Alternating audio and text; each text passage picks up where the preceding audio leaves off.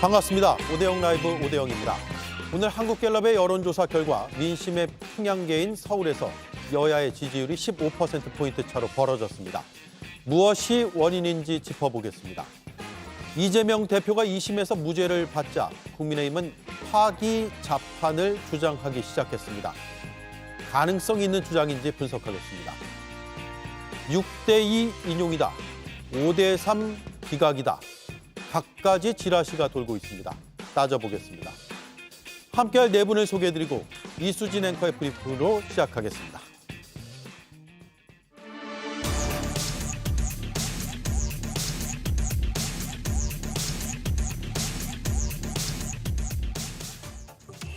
이재명 대표가 무죄를 받은 뒤 국민의힘에선 새로운 주장이 나왔습니다.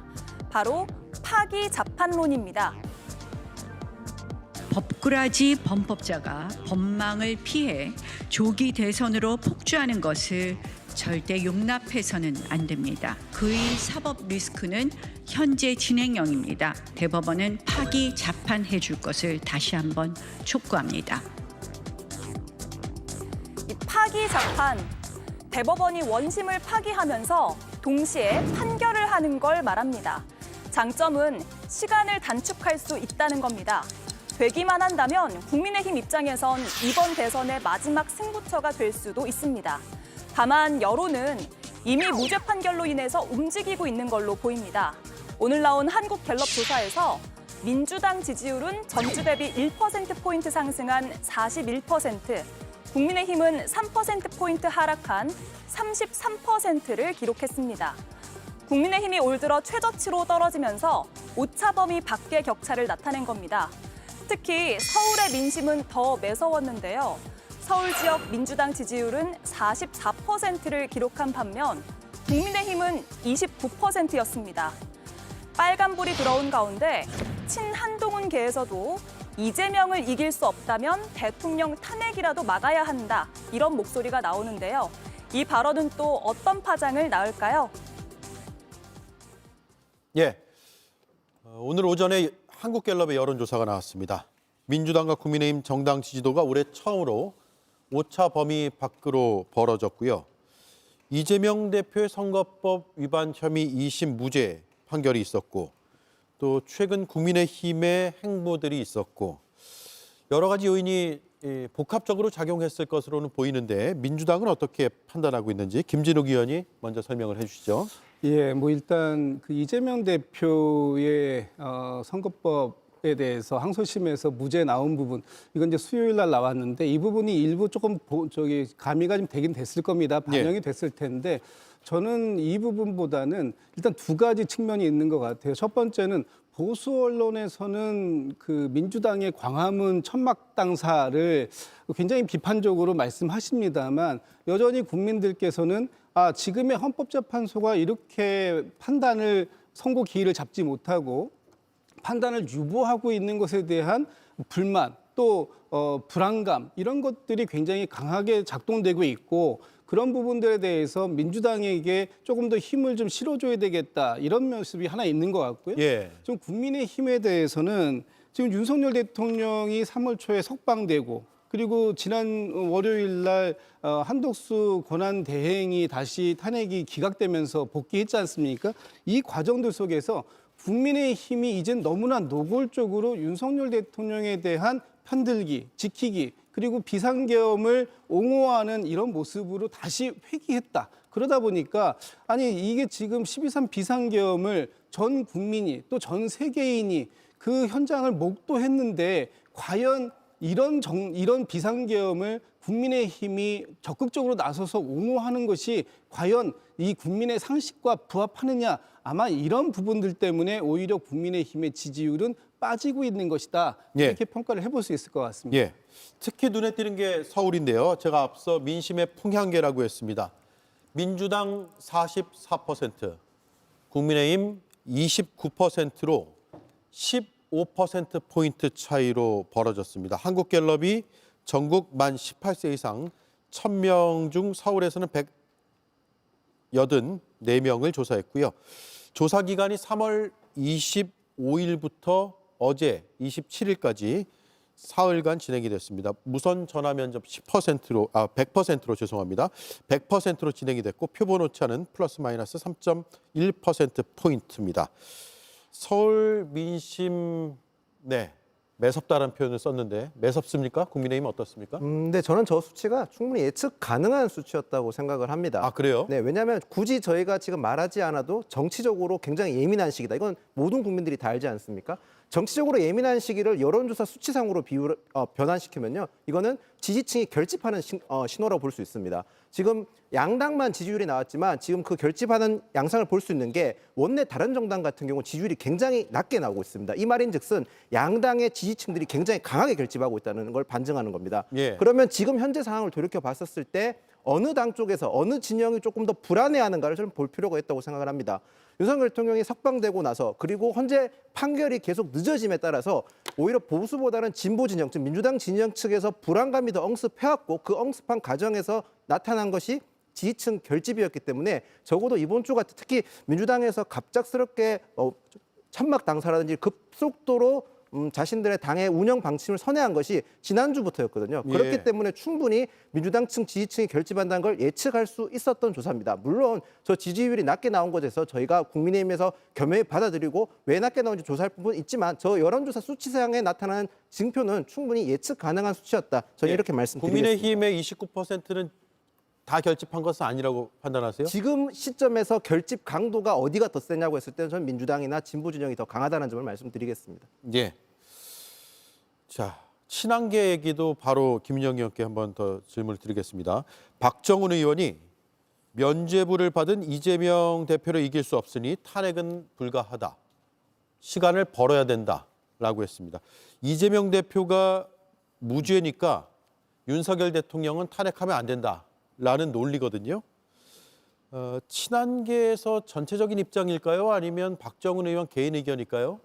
저는 박정훈 의원의 개인의 의견이라고 봅니다. 뭐 지금 당장 국민의힘에서 친한계라고 뭐 명확하게 규정된 상황도 아닌 거고요. 거기다 더 나아가서 지금 국민의힘이 뭐 조기 대선을 하냐 안 하냐 가정의 상태에서 저렇게 얘기하는 거기 때문에 특정 계파에 의한 의견이 아니라 박정훈 의원 개인의 의견이라고 보면 될 것 같습니다. 박정훈 의원의 의견을 자세히 보면 전제 조건이 두 가지가 있다고 보면 될 것 같은데요. 첫 번째는 우선 이재명 대표의 재판에 대해서 굉장히 믿을 수 없다는 점과 더 나아가서 하나는 지금 현재 2심 재판 결과 자체가 전체적으로 조금 예측이 완전히 빗나갔기 때문에 했던 발언이라고 생각을 합니다. 그렇기 때문에 저는 박정훈 의원이 특정 진영을 계파를 대표해서 얘기했다기보다는 개인적 소견을 말했다 이렇게 보는 게 맞을 것 같습니다. 예.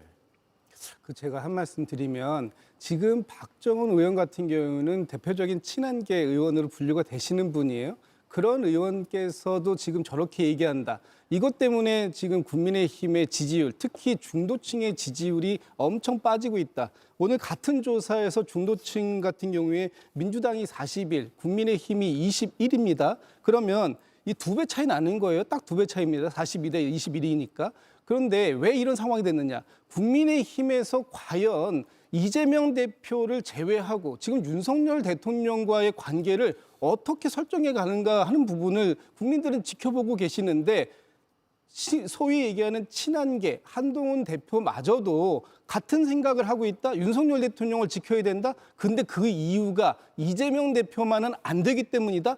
이렇게 얘기하는 것을 국민들께서 어떻게 특히 중도층은 이것을 납득할 수 있겠는가 하는 측면에서 지금 한동훈 대표를 중심으로 하고 있는 분들이 지난 12.3 비상계엄 때 하셨던 그 모습, 그것을 지금 이제 다 까먹어 버렸잖아요. 이제는 오히려 한동훈 대표마저도 내가 그때 잘못 생각했나 보네요 라는 식으로 얘기를 하고 있고, 이재명 대표를 막을 수 있는 것이라면 윤석열 대통령에 다시 복귀하는 것도 충분히 가능하다, 이런 방식으로 얘기를 한다면 아마 이 지지율의 격차 다음 주면 더 벌어질 수도 있다. 저는 그렇게 생각합니다. 네. 예. 김진욱 대변인 말씀을 들어봤을 때는 박정훈 의원이 지금 친한계를 대표하는 대변인 자격이 있어야 전제 조건이 좀 성립한다고 생각을 합니다. 한동훈 대표는 지금 언론과 접촉하거나 또는 행사당에서 하시는 말씀은 늘 똑같습니다. 계엄에 반대한 것에서 후회하지 않는다. 그 말에 대해서 변한 적은 단 한 번도 없다는 점 먼저 말씀을 드리겠습니다. 그리고 지금 현재 캠프가 구성되어 있는 상황이 아닌데 특정 의원이 전체 계파를 대표해서 얘기했다. 그렇게 보는 건 저는 약간 어불성설인 것 같고, 오히려 민주당에서 일극 체제가 너무 익숙해져서 저런 개별 의원의 개인 의견조차도 용납하지 못하기 때문에 좀 다르게 받아들이신 거 아닌가 그런 생각이 예, 듭니다. 친한계 대표 자격으로 말한 건 아니다라는 건데 사실 저는 이제 언론사에서 일을 하니까 자신이 친한계 의원으로 분류가 되고 중요 혹은 주요 의원으로 언론에서 보고 있다면 저렇게 메시지를 내면 친한계 메시지로 인식을 하거든요. 언론에서는 그걸 알고 있을 텐데 냈다는 것은 어떤 뭐 의도가 있지 않은가라는 생각도 저는 뭐 기자로서 한번 해본 적은 있습니다. 이 정도 하면 될 것 같고요. 그런데 박정은 의원의 저 의견을 조금 더 뜯어볼게요. 이건 제가 김성열 한가선 의원께 질문을 드리겠습니다. 결국은 요약하면 이재명 대표가 유죄였으면 탄핵을 해야 되고 무죄니까 탄핵을 하면 안 된다. 완전히 별개의 사안으로도 볼 수 있는데 탄핵이 필요하냐 해야 되느냐의 그 당위성 여부가 왜 유무죄와 관련이 있는 것이냐. 이런 인식은 문제가 있는 것이냐. 현실적으로는 이런 생각을 할 수도 있는 것인가에 대한 분석을 해 주시죠. 먼저 김성열 위원님. 예, 지금 뭐 박정원 의원은 자신의 위치를 알고 있어요. 그리고 저 이야기를 했을 때 어떻게 받아들여질 건지도 알죠. 그럼에도 불구하고 윤석열 대통령에 대해서 돌아오게끔 해야 된다라는 식의 발언을 하는 것은 아무래도 이제 당내 경선을 앞두고 당심을 좀 잡아보겠다라는 생각인 것 같은데 이것만 봐도 국민의힘이 아직도 정신을 못 차렸어요. 국민의힘이 더 이상 윤석열과의 관계를 이렇게 가져가면요. 앞으로 선거는 그냥 지는 것이나 마찬가지입니다. 솔직히 저 말에 숨어있는 의미가 뭡니까? 이재명이 돌아오면 이재명이 당선이 될 거니까 지금 선거를 하면 지니까 윤석열을 데려와서 지금 선거를 하지 않도록 2년 뒤 더 지난 다음에 선거를 하자라는 이야기나 다름없어요. 아직 게임이 벌어지지도 않는데 기권 선언하는 거나 다름없거든요. 그러니까 이런 식으로 할 거면은 아예 후보를 내지 마시든가요. 그러셔야 될 거 아닙니까? 이게 다 윤석열을 끊어내지 못하다 보니까 스텝이 앞뒤로 다 꼬여서 그러는 거예요. 이제 탄핵 저거 만약에 헌재에서 인용 나면은 그때는 어떻게 하실 건데요? 그때 가서 이제 1호 당원 이렇게 물리치고 하실 겁니까? 정광훈과 그때 손절하고 가실 거예요? 이미 중도층 저희 산토끼들은 다들 집 나갔어요. 여기로 집토끼를 안 옵니다. 그 상황에서 선거 어떻게 치르시려고요? 그러니까 저는 이런 게 국민의힘이 너무 전략이 없었다. 이번 이재명 2심 나온 것만 봐도 대비가 전혀 없었어요. 무죄가 나올 수도 있잖아요. 그런데 그런 거는 대비 없이 그냥 유죄 나올 것만 생각하고 민주당 향해서 승복해야 된다, 그래 놓고는 무죄 나오니까 벙져가지고 이러고 있고 지금 그게 여론조사로 바로 나오는 겁니다. 그러니까 저는 국힘이 더 이상 정말 대선을 생각한다면 빨리 좀 윤석열과의 손절을 해야 된다. 그래야 보수를 진짜 불씨밖에 안 남은 이 보수를 좀 살릴 수 있다 이렇게 봅니다. 네, 오늘 여론조사 흐름만 봐도 사실 민심을 알 수 있습니다. 국민들은 모두 상식적인 선에서 이 사안을 바라보고 있거든요. 그러니까 상식적인 선이란 이재명 대표의 공직선거법 위반과 관련된 재판 결과와 윤석열이 저지른 이런 불법, 비상계엄, 친위 쿠데타, 내란으로 인한 탄핵이 지금 이어지고 있잖아요. 이 사안이 두 개의 완전히 별개의 사안이라는 거를 국민들은 알고 계십니다. 그런데 대한민국의 정치사가 지금 얼마나 정적 죽이기에만 혈안이 되어 있으면은 상대 진영의 어떤 사람 정치인의 재판 결과가 우리 당의 활동에 어떤 변화까지 일으킬 수 있는지 정말 국민들은 이걸 다 보고 있는 것이거든요. 정말 민생은 없고 싸움을 위한 싸움만 남아있다 이렇게 생각을 하고요. 뭐 다 아시겠지만 정당이란 자고로 좋은 세상을 만들기 위한 어떤 정치적 활동을 하는 곳이잖아요. 단지 그 좋은 세상을 만들기 위해서 어떤 방법을 채택할 것인가는 정당마다 방법이 다르겠죠. 그런데 지금 국민들이 보시기에는 뭐 좋은 세상 만들기에 대한 생각은 전혀 없어 보이고 그냥 상대 정적 죽이기에만 혈안이 되어 있는 것처럼 보입니다. 만약에 뭐 아까 박정훈 의원이 뭐 친한계 대표다, 개인의 의견이다라는 게 있었지만 사실 누구든 윤석열이 이제 발동한 비상계엄이 위헌이고 잘못된 행동이었다. 고로 탄핵을 하는 게 맞다라는 의견을 가졌으면 그 신념을 끝까지 밀고 가야지 상대 진영의 대표가 무죄를 받았으니까 갑자기 이거 큰일 났다. 전략 바꿔야겠다라는 방식으로 이렇게 갑자기 탄핵은 안 된다. 이렇게 하는 거는 정말 손바닥 뒤집듯이 신념을 뒤집는 것이고 시민들의 입장에서는 정말 줏대 없는 한심한 정치인으로 비춰질 수밖에 없다. 결국에는 정치적인 심판을 받을 것이다. 이렇게 생각합니다. 예. 윤석열 대통령에 대한 탄핵 여부는 반헌법적 행위이냐 아니냐에 대한 심판이고요. 이재명 대표에 대한 재판은 선거법 위반 혐의에 대한 죄의 유무죄를 따지는 재판이죠. 형사 재판이죠. 따라서 그 두 가지를 글쎄요, 뭐 당의 뭐 내심으로 전략상으론 뭐 가질 수 있는 생각이라고 할지라도 표면적인 얘기를 저렇게 하기 때문에 탄핵 필요성을 반헌법적인 행위냐 아니냐로 판단하지 않는 것이 아닌가라는 그런 생각을 들게 만드는 박정훈 의원의 발언이었다고 저는 생각을 했습니다. 자, 오늘 탄핵 심판에 대한 여론조사도 마저 전해드리죠. 오늘 60%가 탄핵을 해야 한다. 34%가 반대한다라는 의견인데 60% 선 약간 못 미치거나 60% 선 이 정도로 유지가 되고 있고 탄핵 반대 여론은 30%대 중후반을 쭉 유지하고 있는데 34%가 이번 주에 나왔다는 점을 짚어드리겠습니다. 이런 가운데 국민의힘의 법조인 출신 의원들이 이재명 대표의 사법 리스크를 다시 한번 부각을 했습니다. 파기자판이라는 형사소송법의 용어를 꺼내 들었습니다. 일단 들어보겠습니다. 대통령 선거 출마 자격과 관련된 사회적 논란이 매우 큰 만큼 대법원은 파기자판을 하는 것이 원칙일 것입니다.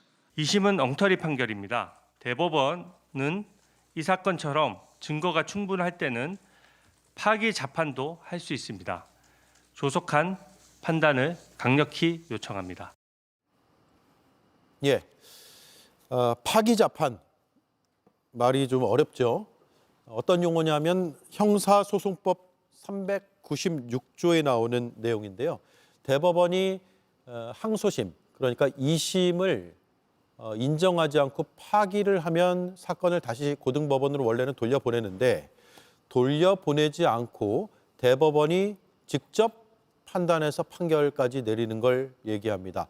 파기환송과 비교해보면 확정 판결이 나오기까지 시간이 조금 더 짧게 걸릴 수 있다라는 특징을 가지고 있습니다. 따라서 빨리 대법원이 판단해달라라고 요구했다고 시청자들께서는 판단해 주시면 될 것 같습니다. 근데 이게 가능한 얘기냐? 국민의힘 안에서도 정신 차려라 이런 얘기가 나왔거든요. 저는 이걸 두 가지로 분리해야 된다고 생각을 합니다. 우선 일단 율사가분들, 법률가 출신 분들이 저렇게 얘기하는 이유는 근거가 없는 게 아닙니다. 물론 저희가 상고심까지 갔었을 때는 보통 1심, 2심 판결이 나왔을 때 상고심에서 뒤집어지는 경우가 크게 많지는 않습니다. 이유는 대법원에서는 말 그대로 법률심이기 때문에 법률이 제대로 적용됐는지 안 됐는지를 판단하고 사실관계를 확인하는 경우는 극히 드물기 때문에 그런 겁니다. 예. 그런데 이재명 대표 재판 같은 경우는 1심과 2심에서 완전 상이하게 결과가 나왔습니다. 문제는 같은 증거와 같은 사실관계를 통해서 나온 결과가 너무 상이하기 때문에 이렇게 되면 우리가 흔히 얘기하는 대법원에서 법률심이 제대로 적용됐는지에 대해서 판단하는 게 대법원의 역할이지 않습니까? 그렇기 때문에 충분히 법률적으로 충분히 다툴 여지가 있기 때문에 국민의힘 내부에서 법률가 출신 의원들이 저렇게 얘기하는 거고요. 저희가 나머지 얘기에 대해서는 또 다른 얘기는 이제 정신 차려라 희망회로를 돌리면 안 된다는 얘기하는 거에 대해서는 저는 이렇게 봅니다. 어떻게 보면 이재명 대표의 재판을 가지고 국민의힘이 이익을 노린다는 거는 스포츠 경기로 비유하자면 자책골을 기대하는 거거든요. 자책골을 기대해가지고는 경기에서 이길 수는 없습니다. 저희가 어떻게든 국민들께 지지를 받기 위해서는 지금 저희 상황이 녹록지 않다는 거 저희가 왜 모르겠습니까? 예. 잘 압니다. 그렇기 때문에 지금 상황을 타파하기 위해서는 단순하게 자책골, 이재명 대표의 재판 결과를 기다리는 게 아니라 더 나은 모습으로 국민들께 다가가야 된다는 점을 인지하기 때문에 저런 말씀까지 나왔다. 이렇게 말씀드리겠습니다. 예. 자, 파기자판 촉구하는 걸 들어보면서 이제 발언자를 보면 나경원 의원, 김기현 의원이거든요. 다른 의원들도 있지만 대통령 탄핵은 안 된다라고 주장을 하는 분들인데 파기자판을 이제 신속하게 빨리 대법원에서 유죄 판결을 해달라고 촉구하는 거잖아요. 그래서 조기 대선을 생각을 하고 계신 것 같다는 생각도 들고 내심 저 파기자판을 전 딱 보면서 대선은 이뤄질 수밖에 없구나라는 생각이 좀 전제하고 하는 발언이 아닌가라는 생각을 했습니다. 어떻습니까? 뭐 저도 같은 생각입니다. 그렇지 않다면 지금 이재명 대표의 대법원 판단이 이렇게 급하게 필요한 이유가 없겠죠. 아마 국민의힘에서도 윤석열 대통령의 12.3 비상계엄 내란 사태에 대해서 이것은 헌법재판소에서 인용이 불가피하다라는 거 8대 0으로 인용될 것이다라는 걸 알고 있는 겁니다. 가급적이면 그때까지 이재명 대표를 어떻게 해서든 차기 대선에 출마할 수 없게끔 만들겠다라는 일념 하나밖에 없는 것이고, 그런 것이 지금 소위 요즘에 나오는 명모닝 아닙니까? 아침이면은 이재명 대표를 시작해서 이재명 대표에 대한 이야기로 이 모든 회의가, 국민의힘 회의가 이루어진다, 이렇게 지금 나오고 있는데, 저는 오늘 이 발언들을 보면서 소위 율사 출신이다, 법을 잘 안다라고 하시는 분들이 이렇게 본인들의 지식을 가지고 이 상대를 공격하는 데에만 쓸 것인가? 심지어 어제 그 국민의힘의 법률위원장을 맡고 계시는 주진우 의원께서는 저는 어제 아침에 그 상고 이유서를 쓰고 계시는 줄 알았어요. 네. 검찰이 상고 이유를 어제 이제 상고했지 않습니까? 그런 부분들에 대해서 사실상의 상고 이유서를 아침에 회의 때 읽고 계시더라고요. 이런 부분들은 여전히 국민의힘이 검사입니까? 검찰입니까? 왜 대신해 주죠? 저는 이런 부분들은 좀 이해 안 간다라는 생각이 들고, 지금 이 그 파기 자판이라고 하는 것, 사실 이것도 가능성이 별로 없습니다. 왜냐하면 이거는 지금 대법원에서 직접 판단해 달라는 거잖아요. 근데 대법원에서 형량까지 직접 결정해야 되는 그런 걸 요구하는 것인데, 그렇게 하지 않도록 하기 위해서 파기환송을 하는 것이고, 다시 고등법원으로 보내서 거기에서 사실관계를 따져서 적정한 형량을 정하게끔 그렇게 하는 거 아닙니까? 그런데 지금 여기서 파기자판하라는 거는 이재명 대표한테 무조건 유죄를 내려달라. 지금 그래서 이재명 대표의 이 피선거권을 박탈해달라. 지금 이 얘기를 주문하고 있는 것인데, 이런 식으로 공당위에서 대법원의 판결까지도 좌지우지하려고 하는 이런 모습, 이건 바람직하지 않다. 이거는 좀 부적절하다라는 말씀 분명히 드립니다. 예, 김성열 위원님. 대법원에 대한 압박으로 해석하는 쪽도 있더라고요. 대법에 대한 압박이죠. 왜냐하면은 단순히 파기만 해달라라는 수준이 아니라 자판, 스스로 판단을 해달라라고까지 하는 거잖아요. 이거는 뭐 대법원이 솔직히 국힘의 하청업체도 아니고 국민의힘이 이렇게까지 주문을 할 수도 없거니와 대법원 입장에서도 받아들일 수가 없는 이야기예요. 너무나 무리한 주문인 거죠. 사실은 판결은 어디까지나 법관의 양심에 따라서, 법에 따라서, 원칙에 따라서 되는 거기 때문에 이런 거에 대해서 파기를 해달라는 주문 자체도 좀 무리한 겁니다. 정치가 자꾸 사법부에 그런 거를 주문하면 안 돼요. 그런데 이건 한술 더 떠서요. 언제까지, 즉 다음번 대선 전까지 확정 판결을 내려서 이재명 후보를 못 나오게 만들어달라라는 구체적인 주문 사항인 거예요. 이걸 어떻게 대법원이 받아들입니까? 그리고 실제로 그렇게 이뤄진다고 해서 국민들이 그걸 이해를 하시겠어요? 그러니까 이런 건 좀 상식의 선에서 이해를 해야 된다고요. 우리가 2심 무죄가 뭐 적절하지 않다고 보시는 분들도 있어요. 왜냐하면은 1심에서 징역형이 나왔다가 2심에서 무죄가 나오는 케이스가 정말 1.7% 정도밖에 안 돼요. 굉장히 적은 수치라는 거죠. 하지만 그 적은 수치도 나오긴 나와요. 그렇다면 사법부의 판단을 존중을 해줘야죠. 그런데 그걸 가지고 이거는 잘못됐으니까 대법원이 시간 내에 빨리 해가지고 선고를 못 나오게 해달라. 그렇게 하시면요, 이게 무슨 일이 벌어지냐면요, 앞으로 헌재에서 탄핵이 인용이 돼도 그것도 사람들이 못 받아들이게끔, 그러니까 전체적으로 사법부에 대한 불신을 키우면서 이 나라의 시스템 자체를 흔드는 일이 벌어집니다. 그래서 저는 이런 부분에 있어서 아까 앞에서 김인영 의원께서도 잘 말씀을 주셨는데, 상대편이 잘못되기만 바라면서 경기를 어떻게 합니까? 스스로 잘하실 생각을 해야 된다. 그래서 빨리 손절을 하고 좀 가야 된다라는 생각을 합니다. 예, 한가선 의원은요? 네, 앞서 말씀하셨던 것처럼 이제 국민의힘 측의 잠재적인 대권 주자들은 계속 이런 사법 리스크를 바라고 있을 것 같습니다. 윤석열 검찰 독재 정권은 계속 검찰의 어떤 이해관계를 이용해서 정적 죽이기를 해왔죠. 그런데 이런 사법적으로 정치 생명을 끊으려고 했었는데 그게 실패하자 우리가 다 알다시피 군대를 이용해서 정말 물리적인 생명까지 끊으려고 했거든요. 뭐 노상원 수첩에 드러났듯이 뭐 불법으로 체포하고 수거하고 사살하려는 계획까지 세웠는데요. 그럼에도 불구하고 그러한 계획까지 지금 실패를 했잖아요. 그렇기 때문에 이런 윤석열과 국민의힘의 상대 진영에 있는 대표의 사법 리스크 바라기는 정말 아까 김윤영 위원님께서 말씀하셨던 것처럼 자책골이나 마찬가지입니다. 지금 스스로 잘할 생각을 해야 하는데 그러니까 국민 여론만 봐도 알 수 있듯이 이런 사법 리스크는 사실상 자연 발생적 사법 리스크라기보다는 어떻게 해서든 정적을 없애버리고자 이런 무리한 수사를 하고 기소를 하고 해서 지금 이재명 대표가 재판이 5개나 걸려 있잖아요. 그런 무리한 시도에 의해 생성된 사법 리스크다라는 것을 국민들이 알고 있고 그렇기 때문에 여전히 이재명 대표나 민주당이 여론조사를 하면 이런 압도적인 1위 지지율을 받고 있는 것이라고 생각합니다. 그러니까 예. 결국에 자책골을 넣지 말고 제대로 된 경기를 하셔라. 결국에 이러한 행동은 나중에 민심에 의해서 투표에 의해서 정치적인 심판을 받을 것이다. 그렇게 말씀드리고 싶습니다. 선거법 위반 혐의 사건이 2022년에 국민의힘에서 고발을 해서 시작된 수사이고 2심에서 무죄가 나왔고 최종심을 봐야겠죠. 그런데 일단 국민의힘에서는 사법 리스크를 계속 이렇게 끌고 가는 듯한 모습을 나타낸다라는 분석을 받고 있습니다.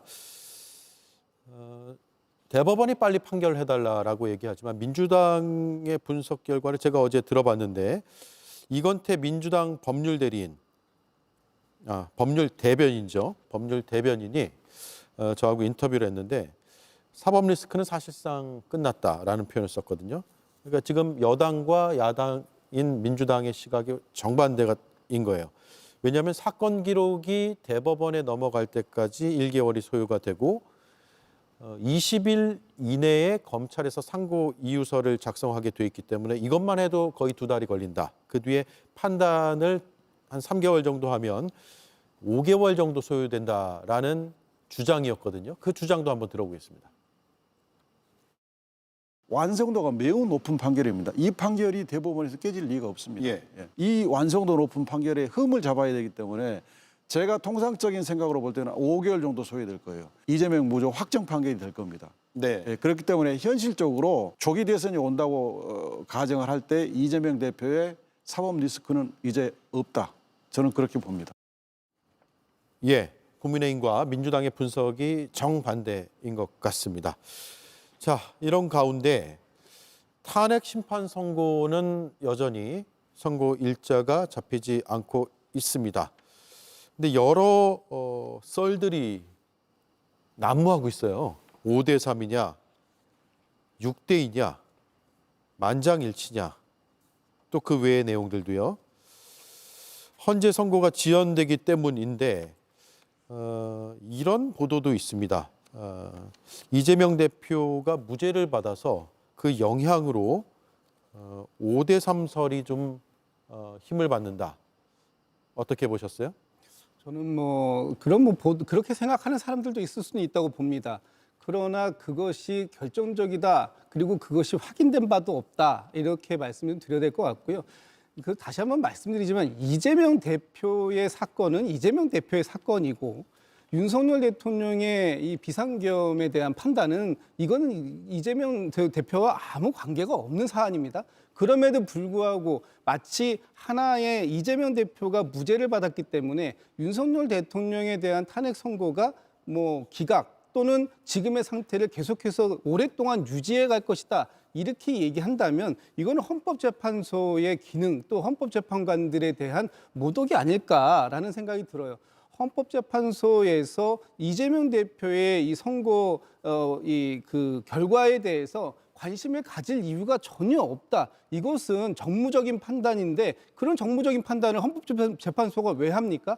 12.3 비상계엄이 과연 위헌적이었느냐? 위법적이었느냐, 그것이 대통령직을 파면할 정도로 중대한 사안이느냐, 이 부분만 판단하면 되는 것이고, 이 부분에 대해서는 이미 12월 3일 밤에 있었던 그 모든 현장들을 국민들께서 그리고 전 세계가 한꺼번에 같이 지켜봤던 상황이기 때문에 다른 판단을 낼 수가 없다. 아마 8대 0의 판단 외에 다른 판단을 낸다면 그 자체가 굉장히 어려운 일일 것이다라는 생각이 들고, 지금 윤석열 대통령에 대해서 뭐 이재명 대표와 동시에 두 사람을 다 소위 날린다. 그 이재명 대표가 유죄를 받았다면 그 뭐 윤석열 대통령도 인용될 것이고, 그런데 지금 이재명 대표가 무죄를 받았기 때문에 윤석열 대통령에 대한 인용 판단을 못하고 있다. 이렇게 판단한다면 정말 헌법재판관들께서는 역사적 소명의식 또 그리고 본인들에게 주어진 그런 책임무, 이런 부분들에 대한 책임감, 이런 것들이 하나도 없는 분들이다라는 얘기를 우회적으로 간접적으로 하는 것과 다르지 않다. 예. 그런 측면에서 헌법재판관들께서 이 사안을, 두 사안을 동일한 테이블에 올려놓고 판단할 아무런 이유가 없다. 저는 그렇게 생각합니다. 예, 헌법재판관 입장에선 두 사안을 엮어서 이런 정보들이 확산되는 걸 보면 상당히 불쾌할 것 같아요. 모독이라고 느낄 수도 있을 것 같습니다. 어떻습니까? 저도 헌법재판관 분들께서 이 사건을 이재명 대표의 재판과 연계할 거라고 생각하지 않습니다. 헌법재판관 분들이 그 정도 영향이나 그 정도의 경륜이 없이 헌법재판관이 될 수 없기 때문에 전 충분히 이 사건을 별개로 볼 것 같습니다. 그런데 왜 이런 소문이 계속 돌고 왜 이런 얘기가 계속 도냐? 저는 죄송한 말이지만 이재명 대표가 문제적 인물이기 때문에 그런 겁니다. 국민의힘이나 보수 지지층에서는 이재명 대표의 비호감도가 굉장히 높고 납득할 수 없는 사람이기 때문에 이런 얘기가 계속 끊임없이 나오는 겁니다. 아까 저희가 대통령 탄핵에 찬성하는 지지율이 60% 가까이 나왔는 걸 봤는데요. 그 60%가 나온 게 맞다면, 저희가 60%가 나왔으면 이재명 대표의 지지율은 지금 지지율보다 훨씬 높게 나와야 됩니다. 근데 그 이재명 대표 지지율이 그렇게 높게 나오지 못하는 거는 다른 한편으로 봤었을 때는 이재명 대표에 대한 비호감도가 굉장히 높기 때문에 발생하는 거라고 저는 그렇게 보고 있습니다. 예. 그렇기 때문에 이재명 대표에 대한 비호감도가 결국 이런 사태를 야기하는 데 일조했다. 저는 그렇게 보고 있고요. 헌법재판소에서 지금 현재까지 결론이 지금 계속 지연되고 있는 거는 저희가 아무래도 최소한 추론해봤을 때 만장일치라는 결과가 안 나오거나 또는 내부에서 이견이 있기 때문에 이렇게 지연된다고 보는 게 합리적인 추론일 것 같습니다. 네. 그렇지만 나머지 얘기에 대해서는 저도 지금 헌법재판관 분들께서 그런 외부 이야기 때문에 흔들려서 판결한다, 그렇게까지는 저는 생각하지 않습니다. 짧게 한 말씀만 드리면, 이재명 대표에 대한 비호감도 또는 이재명 대표에 대해서 문제가 있다라고 지금 국민의힘에서 주장하는 건 그럴 수 있습니다. 정당에서 하는 것이니까요. 그 판단을 헌법재판소가 할 일은 아니다. 헌법재판소는 윤석열 대통령에 대한 탄핵 심판만 하시면 되고, 그 이후에 혹시라도 조기 대선이 발생하게 되면 지금 이재명 대표에 대한 판단은 국민들이 하시는 겁니다. 이걸 왜 헌법재판소가 합니까? 그렇기 때문에 지금 헌법재판소는 좌고우면할 일이 아니다, 이런 말씀 드리는 거예요. 예. 자, 여러 지라시가 돌고 있고 6대 2다. 그리고 4월 4일은 어렵고 4월 10일은 선고 가능성이 있다. 뭐 이런 식으로 미확인 정보입니다. 미확인 정보가 계속 확산되고 있어요. 오늘 많은 분들이 받으셨고 이 자리에 계신 분들도 다 저거 보셨을 것으로 생각이 되고, 보여드린 이유는 확인된 적이 없는, 즉 사실 거짓을 판단할 수도 없는 공식적이지 않은 내용이라는 점을 분명히 말씀드리기 위해서입니다. 또 하나 있어요. 극단으로 갈린 헌재라는 내용이고요. 특정 재판관은 어떤 얘기를 했고 또 특정 재판관은 이런 판단을 내리고 있다라고 하는데, 이 역시도 미확인 정보이고 사실 거짓을 판단할 수도 없는 공식적이지 않은 내용들입니다. 지금 헌법재판소에서 사실 확인이 돼서 공식적으로 나오는 거는 아예 없다고 보시면 돼요. 시청자들께서도 아예 없다고 판단하시고, 이런 받은 글을 뭐 받으실 수는 있지만, 보실 수는 있지만 그걸 공식적인 사실이라고 확인하지는 않겠습니다. 할 수는 없기 때문에 사실이라고 판단하시면 안 될 것 같습니다. 그런 차원에서 말씀을 드립니다. 이런 게 몇 건씩 와요, 하루에도. 좀 다른 버전으로. 어떻습니까, 김성열 의원님? 예, 저도 뭐 국회 근처에서 계속 생활을 하고 그러다 보니까 이런 거에 좀 익숙하죠. 근데 이번 사항만큼 이렇게 밭글이라는 종류의 소위 말하는 지라시가 많이 돈 경우는 없었을 거예요. 저희가 선거일만 해도 벌써 2주 전에 된다, 뭐 3주 전에 된다, 뭐 4월 뒤에 된다 계속해서 나오잖아요. 근데 결국 하나도 안 맞았습니다. 그래서 지금 도는 것에 대해서도 사실 뭐 그렇게 신뢰도가 높다라고 보기는 어려워요. 다만 지금 이런 게 어느 정도 사람들 사이에서 돌면서 약간 그럴 수도 있겠다라는 이야기가 나오는 가장 큰 이유는 이진숙 탄핵과 한덕수 탄핵 때 재판관들이 어떤 판결을 내렸냐를 보고 어느 정도의 추론이 되기 때문이에요. 이진숙 탄핵의 경우는 4대 4가 나왔죠. 그때 이제 흔히 말하는 보수 성향 재판관들이 좀 탄핵에 대해서 기각 쪽을 좀 내렸고요. 한덕수 총리의 경우는 조금 다른데요. 그때는 5명이 기각하고 1명이 인용하고 각하가 2명이었는데 각하 2명이 이 조금 보수 성향 재판관들이었다. 그래서 보수 성향 재판관들이 이 탄핵에 대해서 기각을 할 가능성이 높다라는 식의 이야기가 돌아요. 근데 이건 제가 확실하게 말씀을 드릴게요. 이진숙, 한덕수 두 분의 탄핵과 윤석열의 탄핵은 전혀 달라요. 이진숙과 한덕수 두 분이 탄핵이 기각이 된 가장 큰 이유는요. 법령이 미비했어요. 이진숙 같은 경우는 방통위의 의사 정족수와 의결 정족수에 대해서 특히 의사 정족수에 대한 규정이 좀 미비했고요. 한덕수 총리 같은 경우는 이 헌법재판관을 임명하는 부분에 있어서 즉시 임명해야 된다라는 이런 구절들이 좀 없었어요. 그러다 보니까 기각이 날 수도 있어요. 그거에 대해서 우리가 존중을 해주는 거고요. 하지만 우리 윤석열에 대해서는 다 보지 않았습니까? 국회에 총칼을 들고 군인들을 난입을 시켰습니다. 이걸 도대체 어떤 식으로 설명을 할 겁니까? 윤석열 측에서 이거에 대해서 뭐라고 변명했습니까? 국회를 지키기 위해서 보냈답니다. 누가 지키기 위해 가지고 유리창 깨고 총칼 들고 들어가서 지킨다는 게 말이 됩니까? 상식과 원칙에서 벗어나는 이야기예요. 그러다 보니까 이 부분은 법령의 미비도 없죠. 또 이진숙과 한덕수처럼 뭐 되자마자 이틀, 3일 만에 탄핵을 한 것도 아니에요. 그러다 보니까 헌법재판관들이 이걸 기각을 할 수 있는 방법이 없다. 여지가 없다. 저는 이렇게 보고 있습니다. 예. 자, 저런 정보 지라시 누가 쓸까요? 한가선 의원님. 저런 구체적으로 본인의 희망을 담아서 쓰는 건지, 그러니까요. 저도 예. 정말 궁금하더라고요. 여론을 이렇게 호도하기 위해서 쓰는 건지.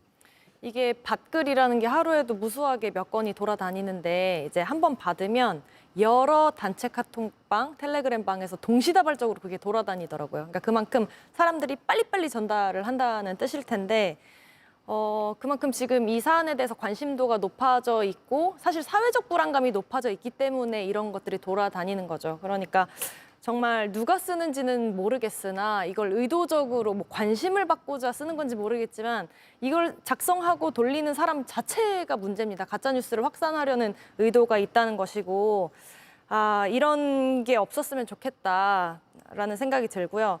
저는 사실 이 헌법재판소가 지금 시간이 길어지고 있는 이유에 대해서도 사람이 궁금하니까 이러한 밭글이 자꾸 돌아다니는 거잖아요. 사실 명백한 위헌 사안인데 우리가 국민들이 모두 지켜보는 생방 중에 국회 안에 무력으로 들어가려는 그 시도가 모두 다 지켜본 것이고 아무리 비상계엄이 발동됐다고 하더라도 어떤 국회의 기능을 정지시키려는 그런 권리는 누구에게도 없습니다. 그렇기 때문에 이건 명백한 위헌인데 이게 계속 6대 2다, 5대 3이다 이런 찌라시 같은 걸 도는 것 자체가 우리 국민들을 더 불안하게 만들고 있다고 생각하고요. 저는 8대 0 인용이 아니면 정말 대한민국의 헌법은 죽었다 이렇게 생각을 합니다. 예. 헌재가 빨리 결론을 안 내리는 것도 이런 허위 정보, 미확인 정보들이 퍼지는 토양을 만들어준 것이 아닌가라는 생각도 드는데 오늘 민주당의 박주민 의원이 헌재 내부 상황에 대해서 자신의 분석을 내놨습니다. 한번 들어보겠습니다. 제가 좀 듣는 바에 따르면은 재판부를 구성하는 재판관 중에 한 2분 정도가 여러 가지 이유로 뭐 절차적인 문제를 따지시기도 하고 본인이 뭐 별개 의견 쓰는데 좀 더 시간이 필요하다고 얘기하시기도 하고 하면서 시간을 좀 끌고 계시다라는 평가나 얘기가 좀 들리더라고요. 예, 어제네요.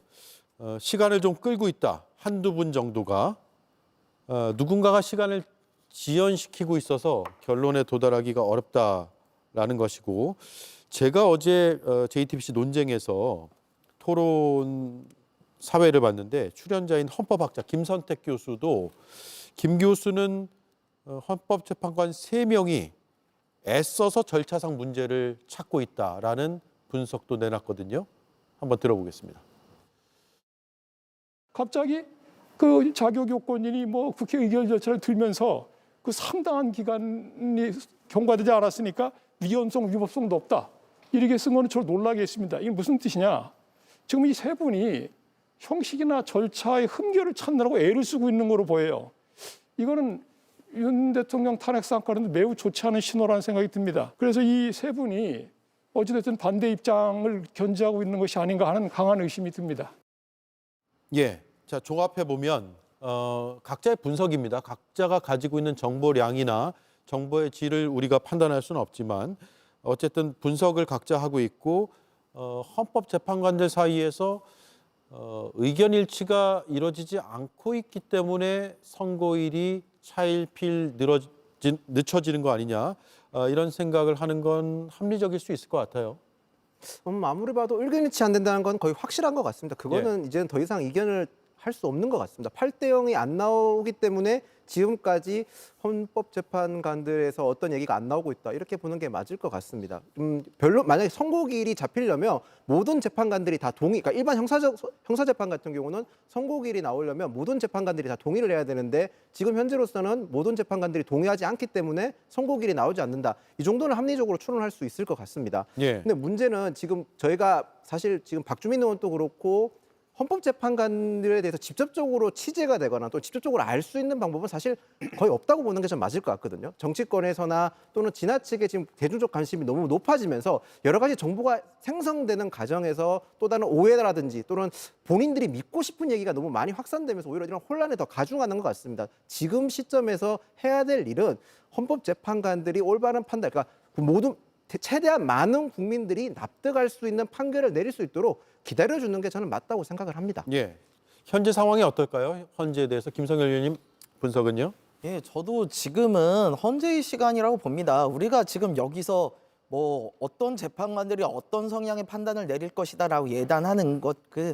자체가 압박으로 느껴질 수 있어요. 우리가 사법부의 판단에 이런 식으로 압박을 주기 시작하면요, 그 심판 자체를 믿지 못하게 됩니다. 그래서 심판은 항상 독립이 돼 있어야 되는 거예요. 이거는 운동 경기에서도 마찬가지잖아요. 그래서 이런 부분에 있어서 우리가 헌재의 판단이 늦게 나와도 이해를 해줘야 되는 뭐 시간을 일부러 끌고 있다. 저는 이거는 그렇게 보이지는 않습니다. 이견이 있을 수 있죠, 재판관이. 다만 이제 자신의 의견을 좀 더 설득력 있게 하기 위해서 이제 그거에 대한 충분한 시간을 요구할 수도 있는 거고요. 다만 제가 앞서서 분명히 말씀을 드렸지만 윤석열 씨의 경우는 현행범이에요. 전 세계가 다 봤습니다. 이거에 대해서 뭐 어떤 결과가 나올 수 있겠습니까? 이거에 대해서는 너무나 상식적인 부분이기 때문에 다른 의견이 있을 수도 있습니다. 예, 존중합니다. 다만 그렇다고 그 결과 자체가 우리 국민들이 생각하는 것과 반대 결과가 나오기는 굉장히 어렵다. 그렇게 해서는 안 될 것 같다는 생각은 합니다. 예, 김진욱 의원 생각은요? 저는 헌법재판관들께서 이번 12.3 비상계엄 내란 사태에 대해서 위헌성이 없다, 위법성이 없다 이렇게 쓰시기가 굉장히 어려울 거라고 봅니다. 그 위헌성이 없다, 그 위법성이 없다라고 쓰려면 이건 기각을 해야 되는데 그런 것이 어렵기 때문에 결과적으로는 절차적인 흠결 부분을 찾아서 각하시키는 쪽으로 지금 고민을 하고 있다라는 건데 그것도 쉽지 않다라는 거 아닙니까? 그런 방법을 찾았다면 이미 진작에 그런 의견들이 확실하게 나왔었겠죠. 이미 대통령에 대한 변론이 마무리가 된 게 한 달이 지났습니다. 그 사이에도 찾을 수 없었다면 앞으로도 찾을 수 없는 것이다.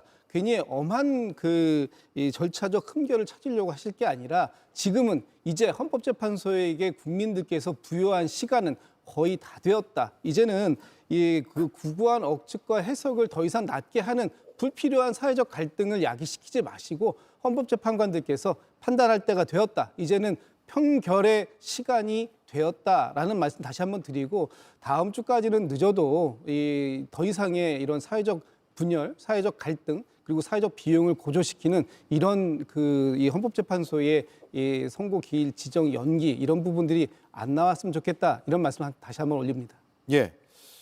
자, 지금 민주당 지도부는 한덕수 권한대행을 향해서 마은혁 재판관 임명을 하라라고 강하게 촉구를 하고 있습니다. 오늘 최고위원회의 발언 잇따라 들어보겠습니다. 헌법을 계속 깔아뭉개고 위헌을 자행하는 한덕수 총리에게 경고합니다. 한덕수 총리는 왕정의 절대 군주다라고 착각하는 겁니까? 한 총리는 이번 주 안으로 마은혁 재판관을 즉각 임명하십시오. 한덕수 권한대행은 마은혁 헌법재판관 임명을 오늘이라도 당장 임명할 것을 강력히 촉구합니다. 오늘로서 헌재의 권한쟁의 인용 결정이 30일째입니다. 한덕수 권한대행의 가장 중요한 임무는 헌법 수호이며 헌법을 지키는 것입니다. 네, 자 마지막 질문 김윤영, 김진욱 위원께 드릴게요. 한덕수 권한대행이 헌법 위반 상태를 지금 방치하고 하루하루를 보내고 있다라는 민주당의 주장, 국민의힘의 입장은요?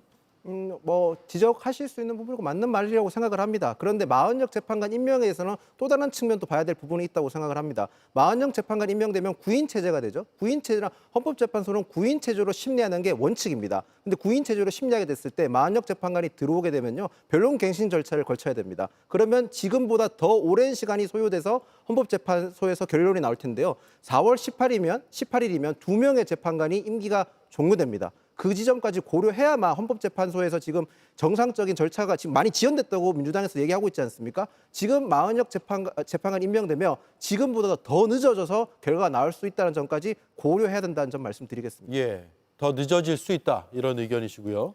정말 그 이유 때문 맞습니까? 정말 저는 그런 이유 때문이라면 저희가 양보할 수도 있겠다라는 생각도 듭니다. 그렇지만 지금 이것은 원칙의 문제입니다.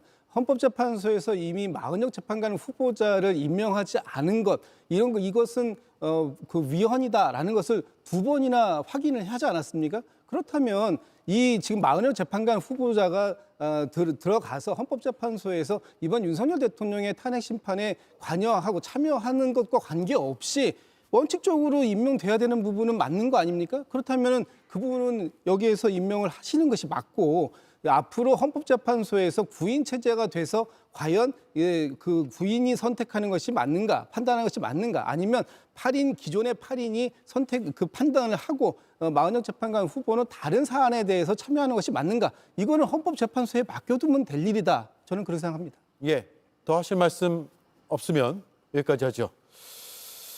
네, 네 분 주말 잘 보내십시오. 네, 고생하셨습니다.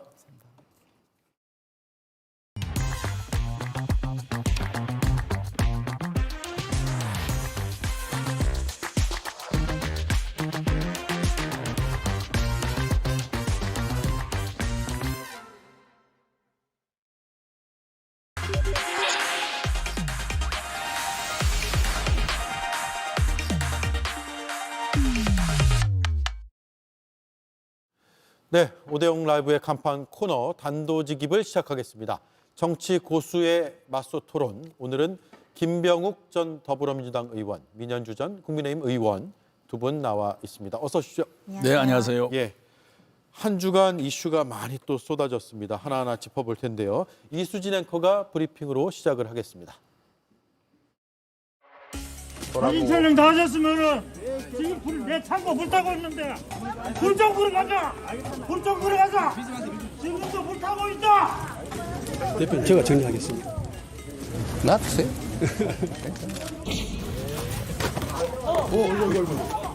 고생 많으세요. 네, 산불 화재 현장을 돌다가 벌어진 일들입니다. 특히 옷을 휘두른 남성에 대해선 저게 옷이 아니라 흉기였다면 어쩔 뻔했냐, 가슴을 쓸어내렸다, 이런 반응도 이어졌습니다. 그럼에도 이재명 대표 측은 경찰에 선처를 요청했다고 합니다. 자, 이런 가운데 이재명 대표의 오늘 일정도 다소 이례적이라는 평가를 받고 있습니다.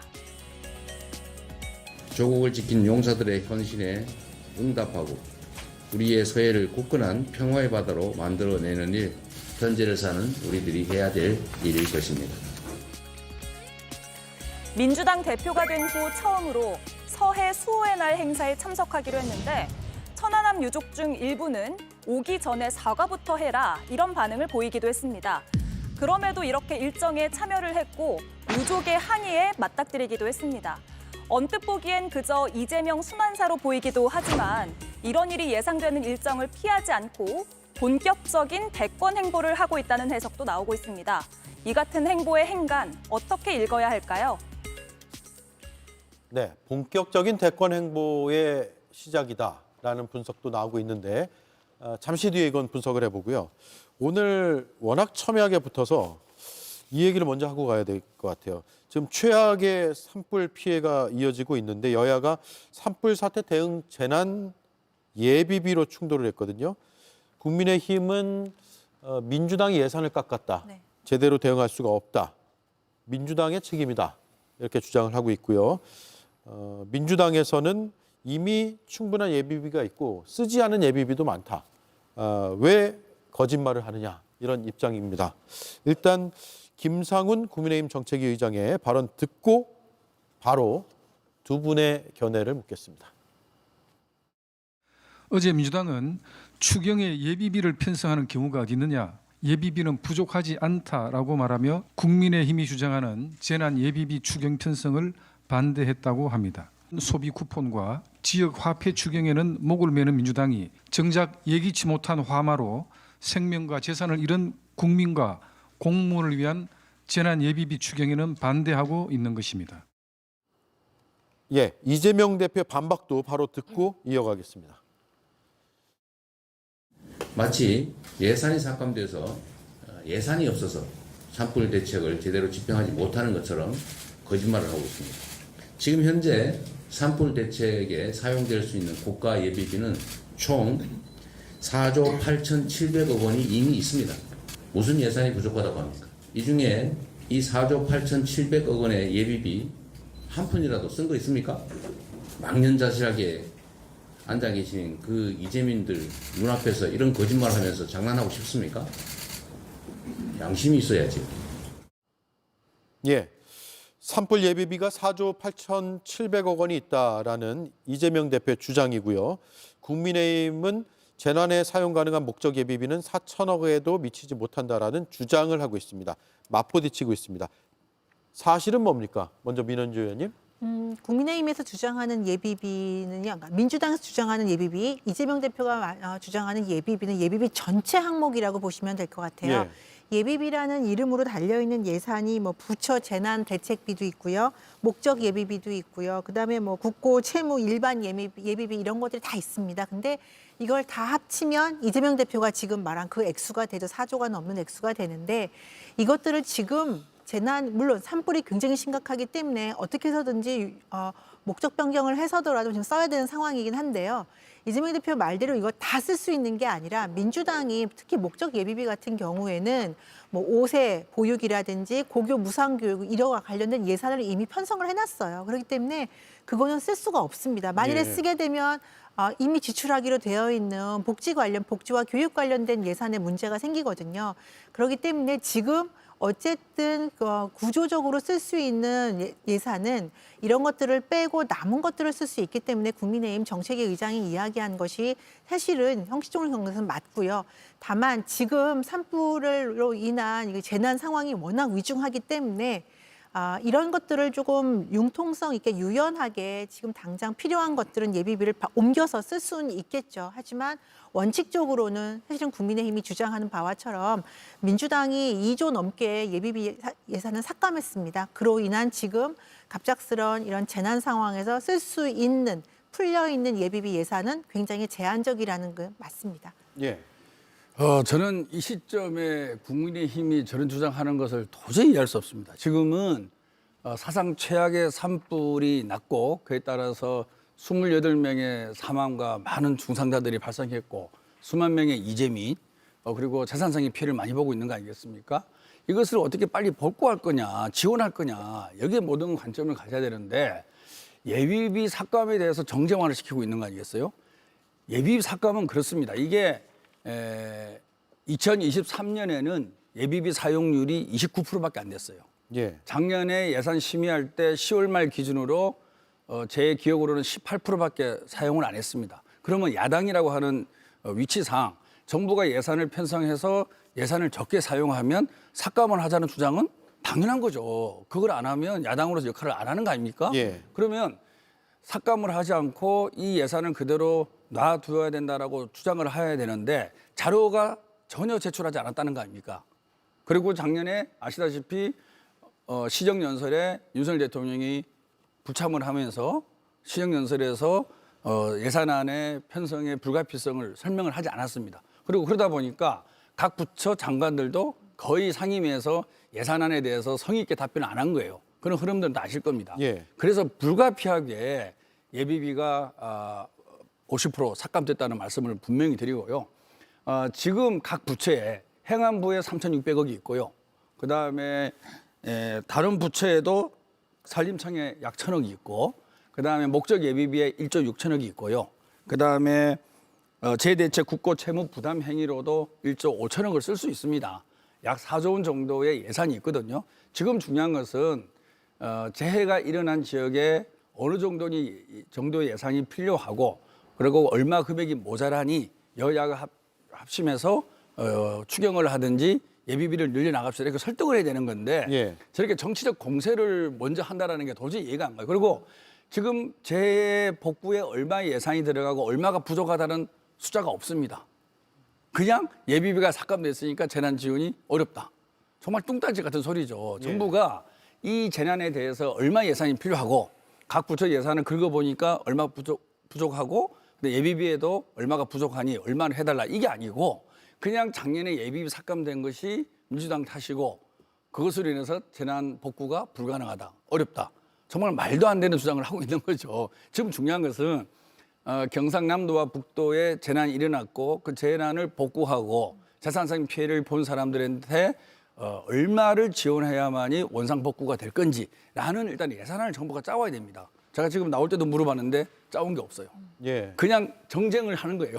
예. 그래서 저거는 지금 시점에도 맞지 않고 그다음에 예비비 삭감의 배경에 대해서도 좀 국민의힘이 주장하는 것은 전혀 사실이 아니다. 그런 말씀 분명히 드립니다. 예. 2019년 산불 때도 추경 예산 놓고 여야가 서로 탓이다, 누구 탓이다 이러면서 언론사들에선 팩트 체크까지 했었거든요. 네. 정치권이 지금 이 시점에 저런 주장과 반박을 해야 되는 상황에 처한 것은 어떻습니까? 적절해 보입니까? 그러니까 의원님 말씀하신 대로 이걸 계속적으로 오늘 하루 얘기하고 내일 하고 내일 모레 하고 계속한다면 이게 문제가 되죠. 말씀하신 대로 정부안이 마련되지도 않고 그럼 여당이 그 집행하는 계획을 제대로 하지도 않고 이 문제를 반복적으로 제기만 하고 있고 계속 민주당이 돈 깎아서 못하고 있다, 예산 깎아서 못하고 있다라고 한다면 문제가 되지만 분명히 예산을 갖다가 그러니까 예산을 짜고 그걸 집행하는 단계에서 분명히 한 번은 짚고 넘어가야 되는 문제고요. 저는 민주당이 예산 삭감할 수 있었다고 생각을 해요. 말씀하신 대로 항상 예비비가 다 써지는 건 아니고 사실 비상 상황으로 남기기 위한 것이 예비비고요. 예비비가 안 쓰여지면 좋은 겁니다. 예. 그래서 그렇다고 해서 예비비를 작년도에 얼마 안 썼으니까 무조건 깎는다라기보다는 항상 이런 상황을 대비해서 우리가 예산을 짤 때 만드는 건데 민주당이 지난번에 예비비 깎을 때 그 목적이 뭐였냐면 왜 정치적인 목적이 있었다라고 얘기하냐면 사실 윤석열 정부에서 대통령실에서 쓰는 예산을 깎겠다는 의도가 있었거든요. 순방 때 쓰는 거 아니냐, 뭐 대통령 사저 관저할 때 쓰는 거 아니냐 이런 것들 관저할 때 그렇죠. 예비비 끌어다 쓰고 그랬잖아요. 그거에 대한 이제 문제 제기를 하면서 대통령실 예산을 깎겠다라는 분명히 정치적인 목적이 있었다는 거는 아마 민주당도 부정하지는 않을 겁니다. 그런데 그런 의도를 갖고 깎다가 너무 많이 삭감이 되면서 지금 이런 문제가 생기는 거고 아까 말씀하셨듯이 목적 예비비가 1조 넘게 있긴 한데요. 민주당이 이미 목적 예비비는 어떻게 사용하겠다라고 얘기를 하고 있어요. 5세 무상 보육이라든지 고교 무상 교육에 쓰겠다고 하고 있는데 그러면 이 돈까지 예산까지 다 털어다가 일단 지금 재난 상황이니까 쓴다면 그 다음 상황에서 지금 약속한 이런 보육이나 교육 문제는 어떻게 할 것이냐에 또 다른 문제가 봉착이 됩니다. 물론 이거는 또 다른 방법을 써야 되겠죠. 그래서 그렇게 무자비하게 깎았던 예산 삭감에 대해 특히 예비비 삭감에 대해서 한번 짚고 넘어가야 된다. 그 차원에선 저는 이 정도의 언급은 필요하다고 생각해요. 예. 예비비를 깎은 부분에 대해서는 여러 가지 이유와 목적이 있는데 아까 말씀드린 대로 너무나 집행률이 낮다 보니까 당연한 예산 삭감 심의를 하는 야당 입장에서는 그 정도는 삭감할 필요가 있다는 말씀을 드리고, 그럼 그때 정부가 설명을 잘 해야 되죠. 근데 전혀 설명이 없었다는 거 분명히 말씀드리고 알겠습니다. 싶고요. 예. 한 가지요. 예.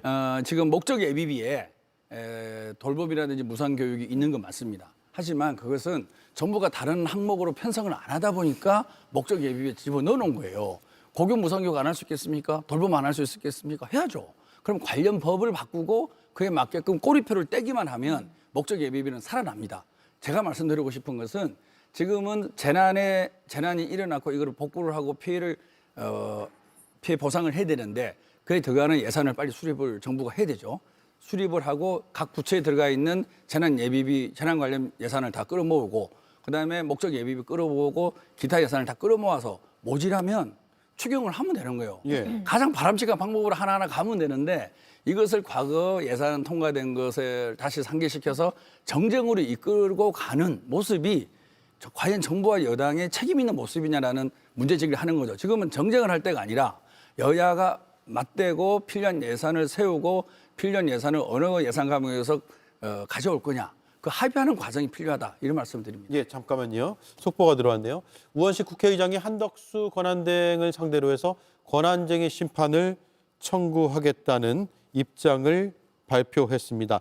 마은혁 후보자를 임명하지 않고 있는 한덕수 권한대행에 대해서 권한쟁의 심판을 청구합니다. 앞서서 최상목 권한대행에 대해서도 권한쟁의 심판을 청구했고 헌법재판소에선 마은혁 후보자를 임명하지 않는 것은 국회의 권한 침해다라는 취지의 결정을 내렸는데 같은 내용의 권한쟁의 심판을 한덕수 대행을 통해서 한덕수 대행에 대해서도 청구하겠다는 입장을 국회의장이 밝혔고요.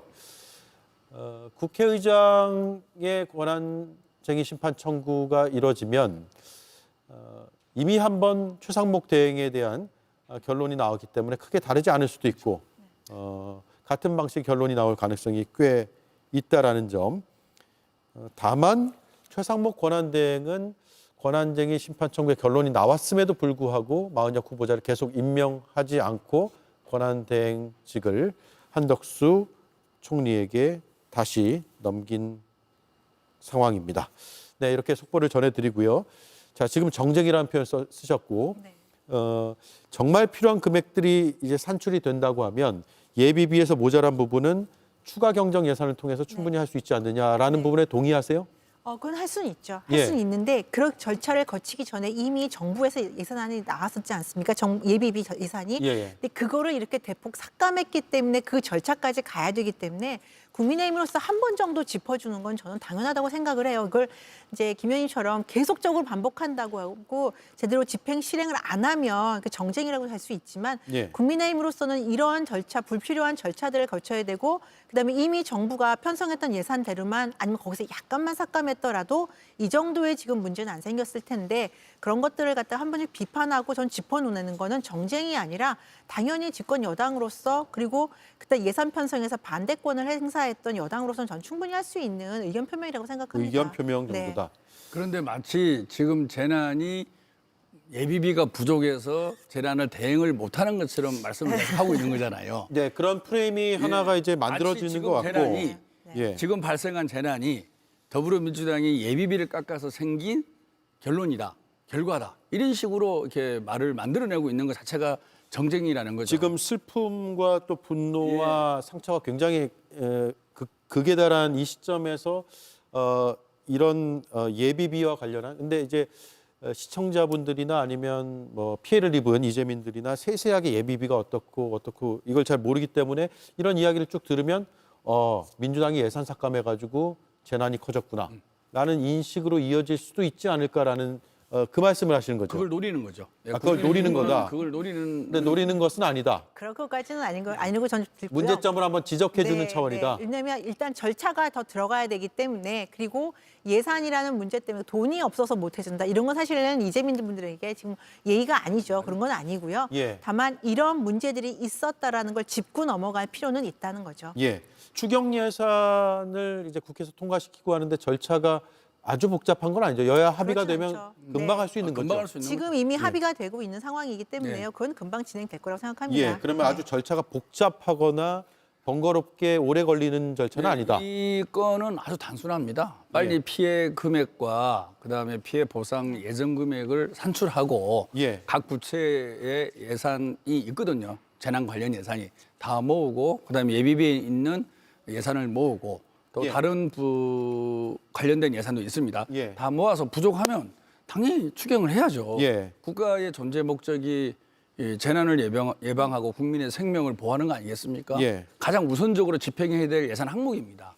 따라서 이걸 정쟁으로 이끄는 거는 정말 저는 말도 안 되고 빨리 필요한 금액이 얼마냐, 지금 예산이 확보되어 있는 금액이 얼마냐, 모자라면 그걸 추경하자. 아주 쉬운 과정에서 국민들에게 신뢰와 안정감을 보여주는 게 정부 여당의 역할이죠. 알겠습니다. 자, 여기까지 하고요.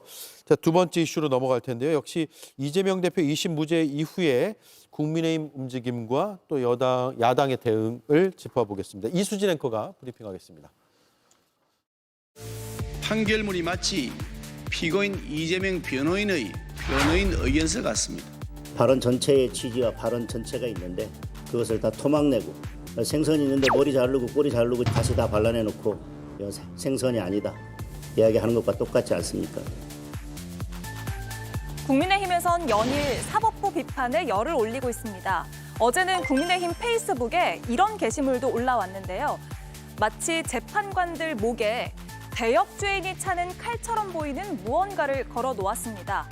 무슨 이유에서인지 이 게시글은 내렸고 오늘 목에 테두리가 없는 사진으로 다시 올렸습니다. 그럼에도 공당이 개별 재판관을 저격했다는 본질은 바뀌지 않지만 말입니다. 도대체 왜 그럴까?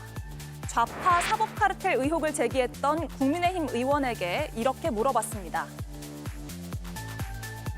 위헌 판결 나오면은 사법부를 존중해야 한다고 해서 이게 마음에 안 드는 판결 나오면 이렇게 뭐 비방하는 게 비방이 아니라 기본적인 상식하고 동떨어진 거다. 김문기를 몰랐다라는 이재명 대표의 그 발언을 믿습니까? 네, 최근에는 대법원이 파기 재판을 해야 한다는 주장까지 나오는데요. 이 또한 대법원 압박으로 봐야 할까요? 예, 파기자판이라는 이 네 글자에 굉장히 많은 의미가 들어있는 것 같습니다. 예를 들어서 대법원이 조속히 결론을 내달라고 하면 이제 촉구, 호소로 들릴 수 있는데 파기자판이라는 건 원심을 파기해달라. 그리고 스스로 판단해달라. 그러니까 빨리 대법원이 유죄를 내려달라. 라는 것으로밖에는 들리지가 않거든요. 그 외의 의미는 없는 거죠. 그래서 대법원 입장에서는 시점과 결론까지 정해서 해달라고 하는 일종의 압박으로 느낄 수 있지 않느냐인데 압박을 넣고 있는 거죠. 예, 여당의 주장이니까 야당의 발언권을 먼저 드리겠습니다. 사실 국민들이 아마 파기자판이라는 단어를 처음 들어보는 분들도 많을 겁니다. 저는 이제 두 번째 듣는데요. 그만큼 생소한 단어죠. 보통 대법원에서 고등법원까지 올라온 판결에 의문이 있으면 파기환송을 하죠. 다시 말해서 고등법원의 판결을 파기하고 다시 보내는 거죠. 예, 그렇게 해서 다른 재판부가 그 재판을 맡아서 다시 대법원에 가서 최종 판결을 구하는 것이 대부분의 국민들이 알고 있는 상식이고 우리나라 대법원의 판결 중에 99.99% 정도가 그렇게 한 걸로 알고 있습니다. 그래서 파기자판이라는 것은 아주 예외적으로 이루어지는 건데 그 부분을 끄집어내서 마치 파기자판하는 것이 지금 대법원이 당연히 해야 될 일인 것처럼 이렇게 얘기를 하고 있는 거거든요. 저는 참 이번 그 윤석열 탄핵 그다음에 이재명 대표의 재판 과정을 보면서 정말 보수 기득권과 법조 카르텔이 갖고 있는 법 기술이 정말로 대단하구나 그런 생각을 참 많이 했습니다.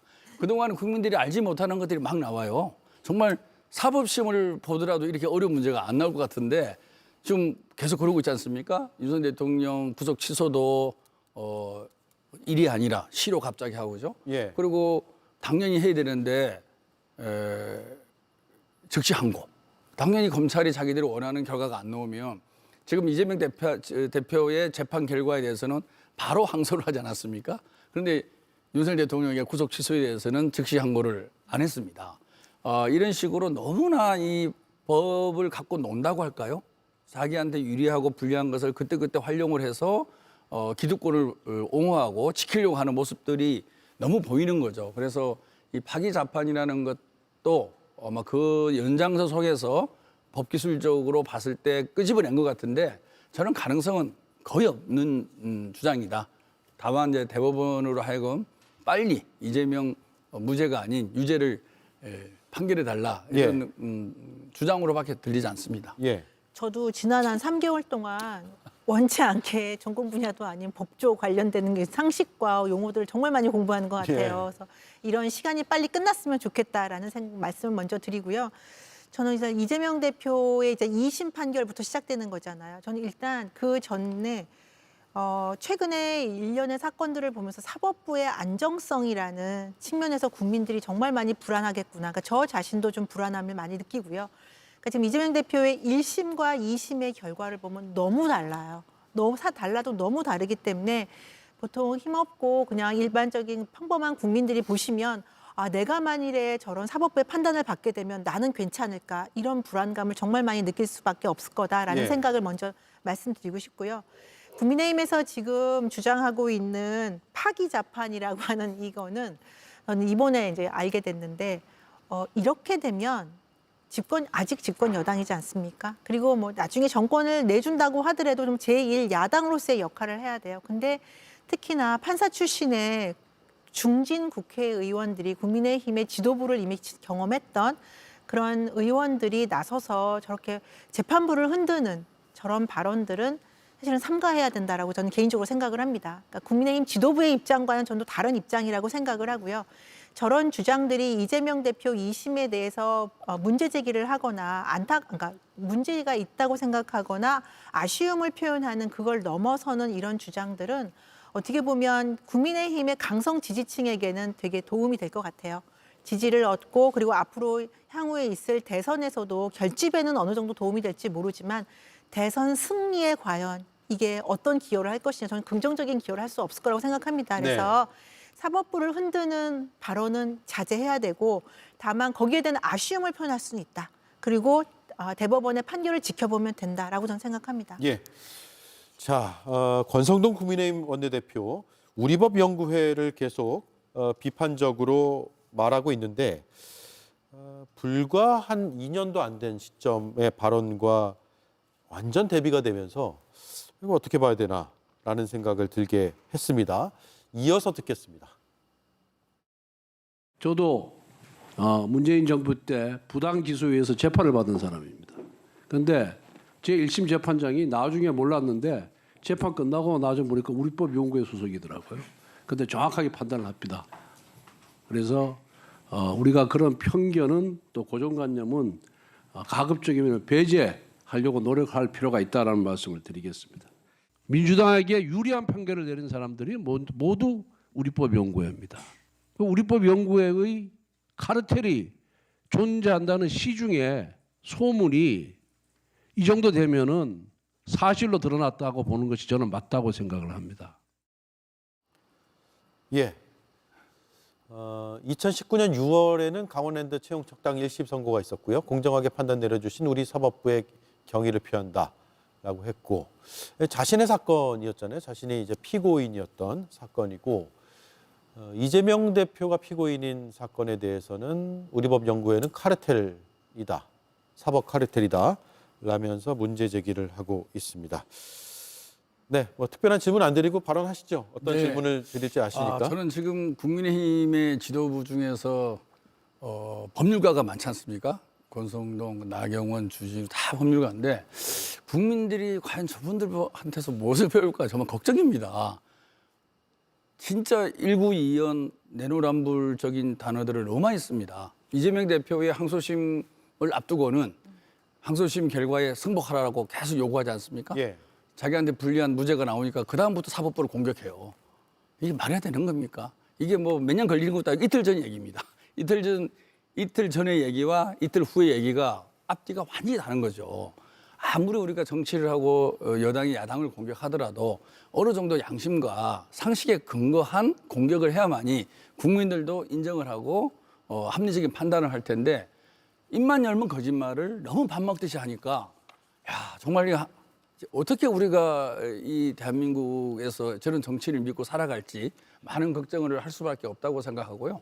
우리법 연구에 관련돼서도 숱하게 얘기 나왔지 않습니까? 하지만 우리법 연구의 재판관들이 한쪽으로 치우쳤다고 하는 판결을 내린 적은 거의 없습니다.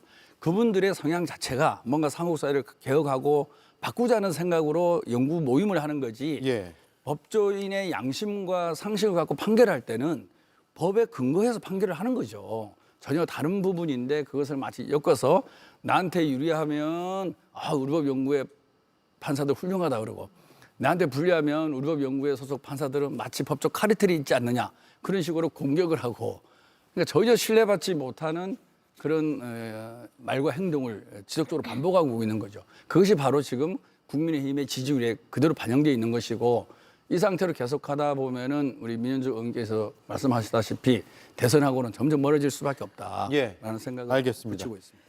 권성동 대표는 조금 안타까워요.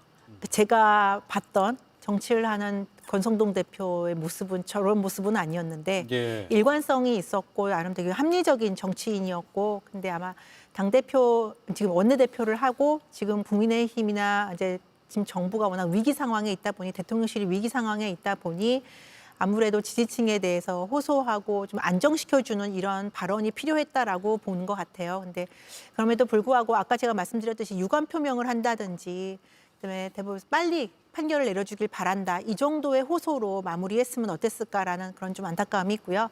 지금 이런 탄핵 국면에서만 정치하는 게 아니라 그 이후에도 국민의힘을 끌어가야 될 중진 의원이면서 주변에는 많은 중진 의원들도 있는데 이럴 때일수록 좀 중심을 잡아주셨으면 하는 바람이 있습니다. 정치인의 말은 뭐 그때그때 달라지는 것들이 한 번 하고 나면 사라지고 그 다음 말이 남고 또 사라지고 하는 거 아니잖아요. 다 남는 말들이기 때문에 또 언론에선 사실 예의주시를 하고 있습니다. 그 말들이 어떻게 변하는지를. 그래서 말은 남는다라는 말씀을 제가 드리고 마무리를 해야 되겠네요. 시간이 금세 갔습니다. 자, 두 분 주말 잘 보내십시오. 고맙습니다. 알레그라와 함께라면 재채기를 멈출 수 있어요. 졸릴 걱정도 덜하죠. 효과는 빠르게, 졸음 걱정은 가볍게. 알레르기엔 알레그라. 디즈니 백설공주 극장에서 만나요. 온타리오는 미래 전기차를 만들기 위한 조건을 모두 갖추고 있습니다. 북미 최대 IT 클러스터 중 하나, 연간 6만 5천 명의 스템 전공 졸업자, 전기차 배터리 생산에 필요한 주요 광물을 모두 보유하고 있습니다. 온타리오, 당신의 혁신 파트너. 이거 치킨 뭐야? 누가 만들었어? 미국 사람? 내가 만들었지. 미국 남부 스타일의 깊고 진한 풍미. 에드워드 리 빅사이즈 순살 맘스터치. 1년에 딱 한 번 코웨이 페스타. 원하던 가전과 가구를 싹. 역대급 할인가로 만날 단 한 번의 기회. 이 모든 것 반값으로 누리시길. 코웨이 페스타. 2018년 당시 미국에서 역대 두 번째로 컸던 캘리포니아 산불로 미국민들이 침통해했던 그때 워싱턴 정가에서 정쟁이 벌어졌습니다. 산불은 나쁜 환경법 탓이다. 친환경 정책에 부정적이었던 트럼프 대통령은 환경법 때문에 벌목을 못했고 물도 끌어다 쓰기 어려워 산불이 커졌다고 주장했습니다. 전문가들은 곧장 반박했습니다. 산불에 맞설 물은 충분했고 문제의 본질은 온난화에 있다고 반박했습니다. 트럼프가 엉뚱한 곳으로 초점을 돌린다고도 비판했습니다. 대형 산불로 모두가 시리에 빠진 지금 예비비 공방이 벌어졌습니다. 무엇이 사실인지는 차차 따져봐야겠습니다. 다만 지금은 힘을 합쳐 이겨낼 때이고 피해자들을 가장 우선해야 할 때입니다. 이 슬픔 속에서도 정치적 이익을 앞세우는 것으로 비치진 않을지 정치권이 잘 살폈으면 좋겠습니다. 앵커 한마디였습니다. 당신이 꽉 막힌 코막힘 때문에 접속하고 검색하고 따라하는 그 25초 동안 저는 이미 오트리빈 S 했습니다. 단 25초 만에 작용하여 코막힘 빠르게 해결. 오늘이 트인다. 오트리빈. 여러분 복은 받는 거고 행복은 하는 거래요. 내 집 마련 계획이든 든든한 노후 준비든 신협에서 하세요 행복. 평생어부방 신협보험. 구강 고민과 작별할 시간. 양치 후에도 입속에 남아있는 유해균이 다양한 구강 문제의 원인이죠. 양치 후 바로 쓰는 리스테린 토탈 케어로 입속 유해균 99.9% 억제 효과, 입냄새부터 구강 케어까지 리스테린 토탈 케어. 이 수많은 사람들은 이미 알고 있다. 피부의 모든 것은 리쥬란으로부터 시작된다는 것을. 리쥬란으로 새로운 나로. Rewrite your story. 리쥬란. 네, 오대영 라이브 마치겠습니다. 다음 주에 뵙겠습니다. 고맙습니다.